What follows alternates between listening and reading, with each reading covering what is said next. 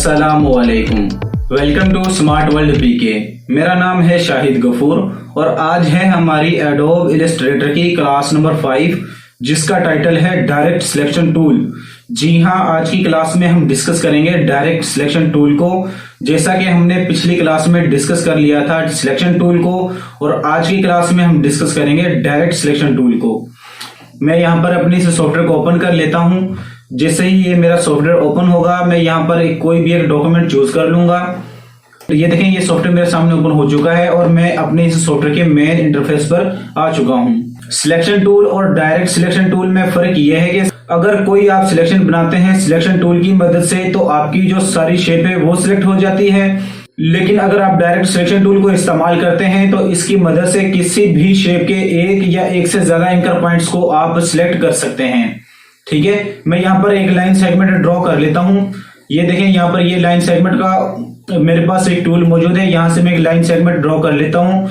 ये शिफ्ट की को होल्ड करके मैंने यहाँ पर एक लाइन ड्रॉ कर ली है।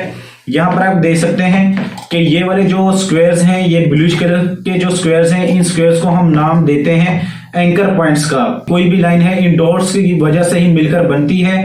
अब इन ये जो डॉट्स हैं ब्लूइश कलर के, जो आपके पास डॉट्स हैं, इन डॉट्स को हम नाम देते हैं एंकर पॉइंट का। एंकर पॉइंट बिल्कुल ऐसे है जैसे हम समुद्र के किनारे बहरी जहाज को रोकने के लिए एंकर्स डालते हैं। इसी तरह से जो हमारा बाजू है, हमारे बाजू में ये जो जॉइंट्स हैं, ये जॉइंट्स हमारे बाजू में फ्लेक्सिबिलिटी पैदा करते हैं, जिसकी वजह से हम अपने बाजू को इस जॉइंट पर आगे पीछे मूव कर सकते हैं। अगर हमारे बाजू में ये जॉइंट्स ना हो तो ऑब्वियसली हम इसको मूव नहीं कर सकते।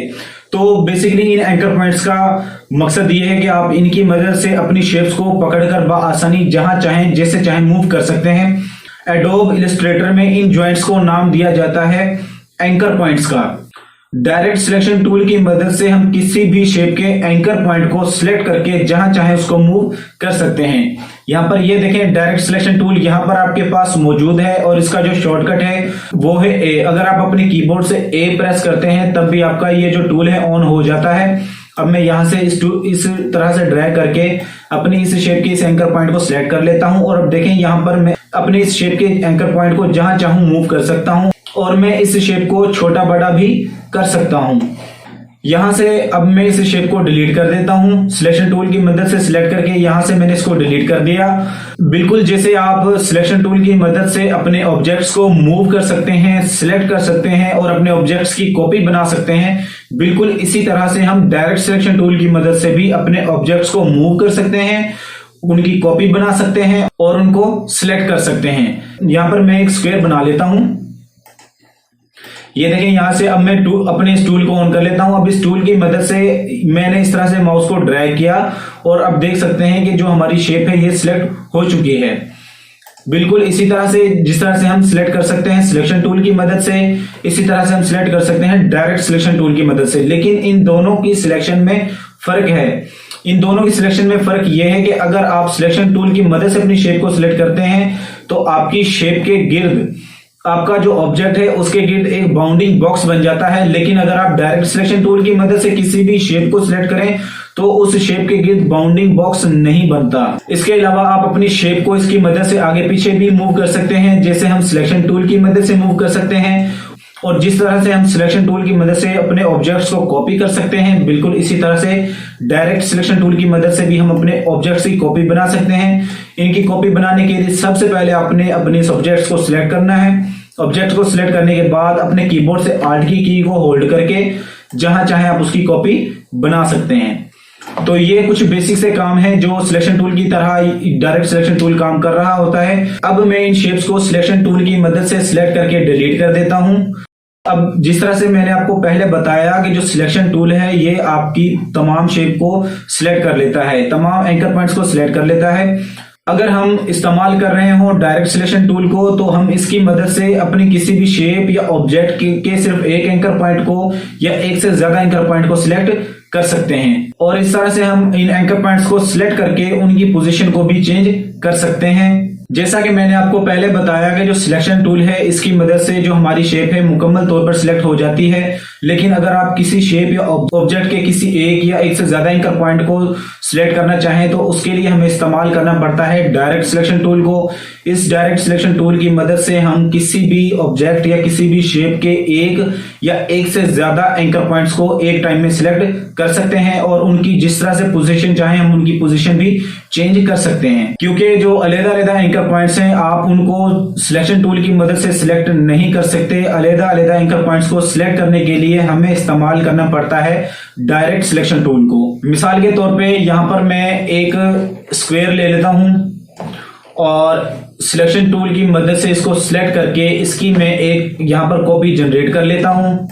अब मैं आपको इन दोनों में फर्क समझाता हूं। ये देखें, ये है हमारे पास सिलेक्शन टूल। अगर हम इस वाले टूल की मदद से अपने किसी भी शेप को सिलेक्ट करें, ठीक है, या किसी भी शेप के किसी एक एंकर पॉइंट को सिलेक्ट करें तो हमारी जो पूरी शेप है वो सिलेक्ट हो जाती है। हम इसकी मदद से एक टाइम में किसी एक एंकर पॉइंट को मूव नहीं कर सकते। लेकिन अगर हम सिलेक्शन बना लें अपने डायरेक्ट सिलेक्शन टूल की मदद से तो इसकी मदद से हम अपनी शेप के किसी भी एंकर पॉइंट को जहां चाहे मूव कर सकते हैं और एक न्यू शेप बना सकते हैं। जबकि ये जो काम है हम सिलेक्शन टूल से नहीं कर सकते। इस तरह का काम करने के लिए, इस तरह की कस्टम शेप बनाने के लिए हमें यूज करना पड़ता है डायरेक्ट सिलेक्शन टूल को। सिलेक्शन टूल का एक बेसिक काम ये भी है कि आप इसकी मदद से कर्व्स बना सकते हैं। जी हाँ, ये सबसे इसका बेसिक काम है कि आप इसकी मदद से किसी भी शेप में कर्व बना सकते हैं। मिसाल के तौर पे यहाँ पर हमारे पास ये एक स्क्वायर है, मैं इसके इन कॉर्नर्स को थोड़ा सा कर्व करना चाहता हूं तो इसके लिए मुझे डायरेक्ट सिलेक्शन टूल को इस्तेमाल करना होगा। जैसे मैं डायरेक्ट सिलेक्शन टूल की मदद से किसी भी एक एंकर पॉइंट को सिलेक्ट कर लेता हूं तो ये मेरे पास एक डॉट बन जाता है और इस डॉट की मदद से आप किसी भी शेप को कर्व कर सकते हैं by using of direct selection tool. और इसी तरह से मैं यहां से इस वाले एंकर पॉइंट को भी कर्व कर सकता हूं। आप एक टाइम में एक से ज्यादा एंकर पॉइंट्स को भी सिलेक्ट करके उस कर्व में कन्वर्ट कर सकते हैं अपनी किसी भी शेप को। यहां पर देखें, मैं यहां पर एक और स्क्वायर बना लेता हूं और यहां से अब मैं सिलेक्शन बना लेता हूं इस वाले एंकर पॉइंट की और अब मैं अपने कीबोर्ड से प्रेस कर लेता हूं शिफ्ट की को और अब मैं यहां से सिलेक्शन बना लेता हूं इस वाले एंकर पॉइंट की। अब देखें, यहां पर ये दो एंकर पॉइंट्स हैं, ये सिलेक्टेड हैं। अब जैसे ही मैं इसको माउस की मदद से थोड़ा सा इस तरफ ड्रैग करूंगा आप देख सकते हैं इसके जो कॉर्नर्स हैं वो कर्व हो चुके हैं। आप इस तरह से बहुत ही मजेदार शेप्स बना सकते हैं। अब मैं यहां पर एक और स्क्वायर ले लेता हूं। आप अपने इस स्क्वायर को एक रेक्टेंगल में भी कन्वर्ट कर सकते हैं। अगर आप इसको एक रेक्टेंगल में कन्वर्ट करना चाहते हैं तो आपने डायरेक्ट सिलेक्शन टूल की मदद से इस लाइन सेगमेंट को सिलेक्ट कर लेना है और आपने इसको इस तरह से मूव कर लेना है। और जब कभी आप इस तरह से किसी भी लाइन सेगमेंट को मूव कर रहे हो तो मैं आपको रिकमेंड करूंगा कि शिफ्ट की को होल्ड कर लें ताकि जो आपकी शेप है वो एग्जैक्ट बन सके। यहां पर आप देख सकते हैं कि हमने अपने एक स्क्वायर को कन्वर्ट कर लिया है एक रेक्टेंगल में। हम अपने किसी भी शेप को डायरेक्ट सिलेक्शन टूल की मदद से सिलेक्ट करके बेंड भी कर सकते हैं। मिसाल के तौर पे यहाँ पर मेरे पास ये एक वही रेक्टेंगल है, इसके मैं इस वाले लाइन सेगमेंट को सिलेक्ट करके इसको इस तरफ बेंड कर लेता हूँ। तो इस तरह से आप डायरेक्ट सिलेक्शन टूल को इस्तेमाल करके अपनी शेप्स को बेंड भी कर सकते हैं। अब इसी टूल को इस्तेमाल करते हुए हम बहुत सी शेप्स बनाएंगे। ये देखें, यहाँ पर मैं इन सारी शेप्स को सिलेक्ट करके डिलीट कर देता हूं या इनको थोड़ा सा छोटा करके साइड पे कर देता हूं क्योंकि मुझे अब इनकी जरूरत नहीं है। ठीक है, अब हम यहां पर कुछ शेप्स बनाते हैं। मैं एक एग बनाना चाहता हूं तो एग बनाने के लिए यहां पर आपने लेना है इलिप्स टूल को। इलिप्स टूल को सिलेक्ट करने के बाद आपने अपने कीबोर्ड से जब कभी भी आप कोई शेप ड्रॉ कर रहे हो तो आपने अपने इस कीबोर्ड से प्रेस कर लेना है शिफ्ट की को और इस तरह से आपने माउस को ड्रैग कर लेना। जब आप इस तरह से ड्रैग करेंगे माउस को तो आपके पास एक एग्जैक्ट सर्कल बन जाएगा। आपने इस सर्कल के इस वाले एंकर पॉइंट को डायरेक्ट सिलेक्शन टूल की मदद से सिलेक्ट कर लेना है और सिलेक्ट करने के बाद शिफ्ट की को होल्ड करके हमने इसको यहां पर मूव कर लेना है। ठीक है, और यही काम आप इस तरह से भी कर सकते हैं कि डायरेक्ट सिलेक्शन टूल की मदद से एंकर पॉइंट को सिलेक्ट करें और up and down arrow keys की मदद से आप इन एंकर पॉइंट्स को आगे पीछे या ऊपर नीचे मूव कर सकते हैं। ठीक है, ये देखें यहाँ पर बड़ी ही आसानी के साथ हमारे पास एक एग बन गया है। ठीक है, आप इस तरह से बहुत सी शेप्स बना सकते हैं। ये देखें, ये हमारी पहली शेप बन गई है, इसको मैं यहाँ पर कर देता हूँ साइड पे। और अब यहाँ पर मैं बनाता हूँ ड्रॉप ऑफ वाटर यानी कि पानी का कतरा यहाँ पर बनाता हूँ। तो पानी का कतरा बनाने के लिए यहाँ पर मैं दोबारा एक सर्कल बनाऊंगा और सर्कल बनाने के बाद दोबारा से डायरेक्ट सिलेक्शन टूल को सिलेक्ट करके इस वाले एंकर पॉइंट को सिलेक्ट करके मैं मूव कर लूंगा इसको यहां तक। यहां पर मूव करने के बाद बिल्कुल इसी तरह से जिस तरह से हमारे पास एग बना था इसी तरह से आपने एग बना लेना है। एग बनाने के बाद आपने अपने कीबोर्ड से Alt की को होल्ड करके यहां से इस वाले हैंडल से इस तरफ मूव कर देना है। इसी तरह से यहां से इस वाले हैंडल को इस तरफ मूव कर देना है। जैसे हम इन हैंडल्स को इस तरफ मूव करेंगे आप देख सकते हैं हमारे पास, आप देख सकते हैं यहाँ पर इस तरह से हमारे पास एक ड्रॉप ऑफ वाटर बन जाएगा। आप इस तरह से इसके अलावा और भी बहुत सी शेप्स बना सकते हैं। मैं इसको भी कर देता हूं यहाँ पे साइड पे। अब यहाँ पर हम बनाएंगे एक हार्ट की शेप, ठीक है। हार्ट की शेप बनाने के लिए दोबारा से मैं यहाँ पर एक सर्कल ले लेता हूं। सर्कल लेने के बाद मैं डायरेक्ट सिलेक्शन टूल की मदद से यहाँ से इस वाले एंकर पॉइंट को सिलेक्ट करके इसको थोड़ा सा ले आता हूं नीचे और इसी तरह से मैं इस वाले एंकर पॉइंट को सिलेक्ट करके Alt की को होल्ड करके इसको यहां से कर देता हूं इस तरह से और बिल्कुल इसको भी Alt की को होल्ड करके कर देता हूं इसको इस तरह से। और अब इन वाले एंकर पॉइंट्स को सिलेक्ट करके हम अपनी मर्जी से एडजस्ट कर सकते हैं और यहां से थोड़ा सा इसको भी इस तरह से। और अब हमने इनको थोड़ा सा एडजस्ट करना है। इनको एडजस्ट करने के लिए Alt की को होल्ड करके हमने इसको करना है इस तरह से और बिल्कुल इसको भी इसी तरह से। इसको थोड़ा सा और बड़ा कर लेते हैं। आप इसको मजीद अपनी जरूरत के मुताबिक एडजस्ट कर सकते हैं, ठीक है। ये देखें बहुत ही आसानी के साथ यहाँ पर हमारे पास एक हार्ट की शेप बन गई है। तो आप इस तरह से यहाँ पर बहुत सी शेप्स बना सकते हैं। आई नो एग्जैक्ट नहीं है लेकिन ये कि मिलती जुलती है। हम इस तरह से हम इस टूल को इस्तेमाल करते हुए बहुत सी शेप्स भी बना सकते हैं। अब मैं इसको सिलेक्ट करके यहाँ से इसको भी कर देता हूँ छोटा और इसे कर देता हूँ यहाँ पे साइड पे। अब हम यहाँ पर एक और शेप बनाएंगे। अब हम बनाएंगे दरख्त का एक पत्ता। जी हाँ, दरख्त का एक पत्ता बनाने के लिए लिफ्ट टूल को सिलेक्ट कर लें और यहाँ पर इसको इस तरह से ड्रैग कर लें माउस की मदद से और यहाँ से डायरेक्ट सिलेक्शन टूल की मदद से किसी भी एक एंकर पॉइंट को सिलेक्ट कर लें। यहाँ पर ये आपके पास ऑप्शन आ रहा है कॉर्नर्स का, आपने यहाँ से शार्प कॉर्नर्स ले लेने हैं। बिल्कुल इसी तरह से इस वाले एंकर पॉइंट को सिलेक्ट करके यहाँ से भी आपने कॉर्नर्स को शार्प कर देना है और इस तरह से आपके पास ये बन जाएगा एक पत्ता। जी हाँ, ये अब हमारे पास एक बन गया पत्ता। अब मैं इसको भी साइड पे कर लेता हूं। तो आपने देखा कि आप बस डायरेक्ट सिलेक्शन टूल को इस्तेमाल में लाके बहुत ही मजेदार शेप्स बना सकते हैं। अब हम यहाँ पर एक और शेप बनाने की कोशिश करते हैं।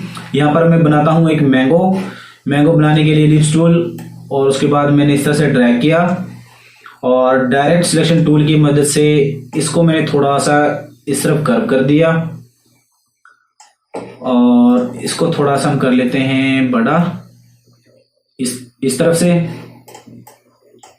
और इसको ले आते हैं हम इस तरफ थोड़ा सा और इसको हम ले आते हैं थोड़ा सा यहाँ तक। ये देखें बड़ी ही आसानी के साथ हमने ऑलमोस्ट एक मैंगो की शेप क्रिएट कर ली है। आप इस तरह से यहाँ पर बहुत सी शेप्स बना सकते हैं। तो इसको भी मैं कर देता हूँ साइड पे, ठीक है। अब हम यहाँ पर बनाएंगे एक लेटर इनवेलप। जी हाँ, देखें यहाँ पर लेटर इनवेलप बनाने के लिए यहाँ पर रेक्टेंगल टूल को सिलेक्ट कर लें। रेक्टेंगल टूल को सिलेक्ट करने के बाद यहाँ पर एक रेक्टेंगल ड्रॉ करना है हमने और यहाँ से मैं इसको कोई भी कलर दे देता हूँ। कलर का हमारा बाद में टॉपिक होगा, अच्छी तरह से देखेंगे। फिलहाल अभी के लिए मैं यहाँ पर इसको कलर दे देता हूँ ये वाला और ये सिलेक्शन टूल की मदद से इसकी मैं कर लेता हूँ एक कॉपी और इसका थोड़ा सा कलर कर देते हैं हम और ताकि हमें आसानी हो जज करने में इसको, ठीक है। ये देखें यहाँ पर मेरे पास दो शेप्स हैं। अब हमने डायरेक्ट सिलेक्शन टूल को सिलेक्ट करना है और यहाँ से इसके इस वाले एंकर पॉइंट को उठा के हम ले आते हैं यहाँ सेंटर में। इसी तरह से इस वाले एंकर पॉइंट को सिलेक्ट करके हम ले आते हैं यहाँ पे, ठीक है जी। तो आपने ये देखा कि हमने किस तरह से बड़ी आसानी के साथ एक लेटर इनवेलप बना लिया। बहुत ही आसान काम है, ठीक है। अब मैं इस वाले लेटर इनवेलप को भी कर देता हूँ साइड पे।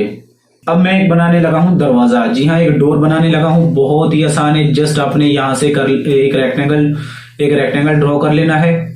रेक्टेंगल ड्रॉ करने के बाद यहाँ से डायरेक्ट सिलेक्शन टूल को सिलेक्ट करके इन डॉट्स को इस तरह से ड्रैग करना है। तो ये देखिए हमारे पास एक बन गया है दरवाजा। बहुत ही आसानी के साथ आप इस तरह से और भी बड़ी मजेदार चीजें बना सकते हैं।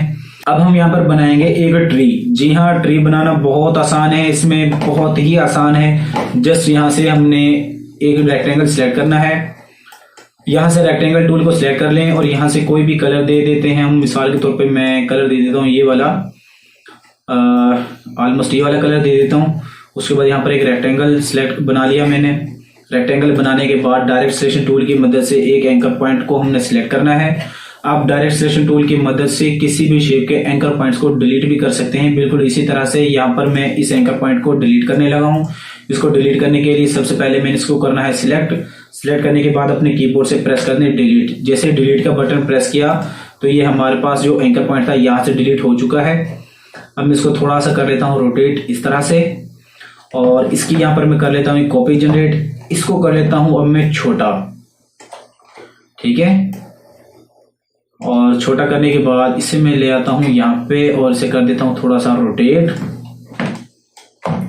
और इसको हम कर देते हैं मजीद छोटा यहाँ से।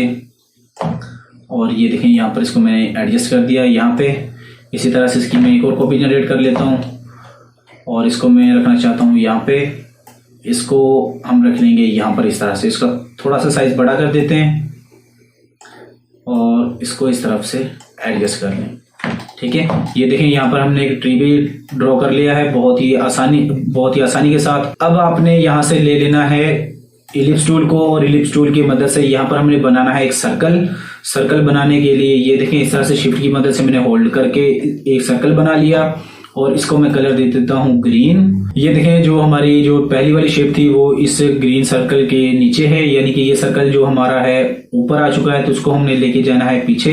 यानी कि इस जो हमने पहली शेप जो ड्रॉ की थी उसे हमने लेके आना है ऊपर। उसको ऊपर लाने के लिए मैं इसको करता हूँ साइड पे। सबसे पहले आपने इसको सिलेक्ट करना है सिलेक्शन टूल की मदद से, राइट क्लिक करें, यहाँ पर ऑप्शन है अरेंज का, यहाँ जाएं और यहाँ से आपने कर देना है ब्रिंग टू फ्रंट। जैसे आप ब्रिंग टू फ्रंट करेंगे ये वाली जो शेप है ऊपर आ जाएगी। अब मैं इसको रख देता हूँ इसके ऊपर।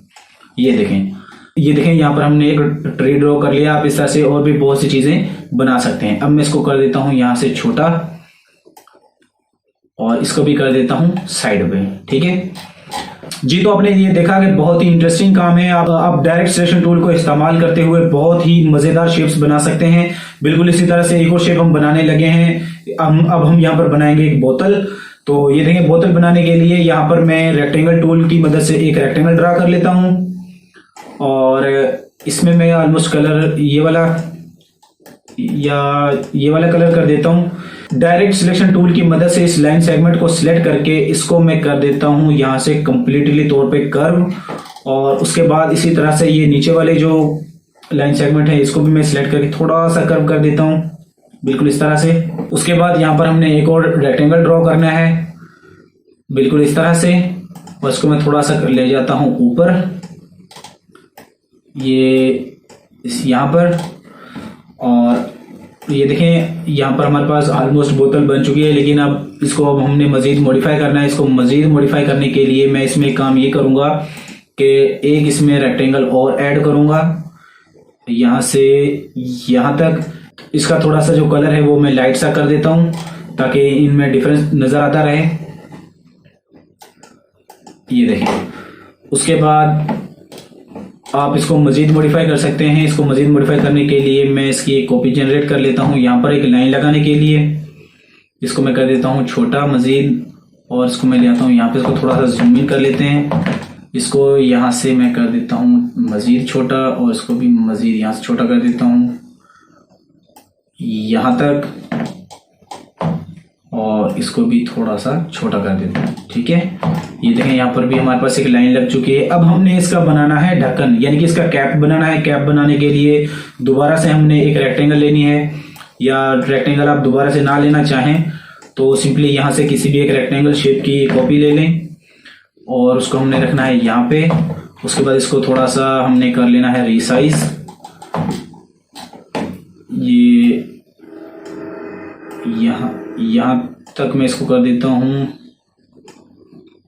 यहाँ तक, और इसको कर देता हूँ ऊपर से थोड़ा सा छोटा, ठीक है।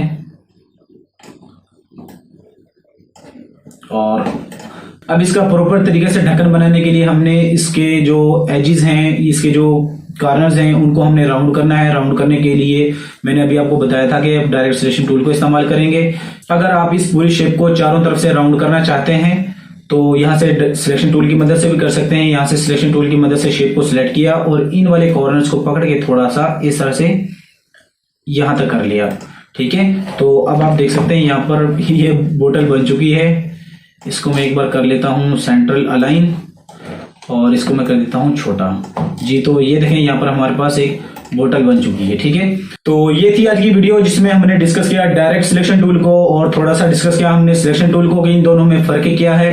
यहाँ पर आपने देखा कि हमने एग की शेप बनाई, हार्ट की शेप बनाई, मैंगो की शेप बनाई, एक ट्री के लीफ की एक शेप बनाई, इसके अलावा ड्रॉप ऑफ वाटर और इसके अलावा इन्वेलप, लेटर इन्वेलप भी बनाया, ट्री बनाया हमने। और इसके अलावा सबसे मजे की जो चीज है वो ये बोतल है। बोतल हमने बनाई है, बहुत इंटरेस्टिंग काम है, बहुत ही इंटरेस्टिंग टूल है। आप इसकी मदद से बहुत ही इंटरेस्टिंग चीजें बना सकते हैं, बहुत ही इंटरेस्टिंग डिजाइन बना सकते हैं।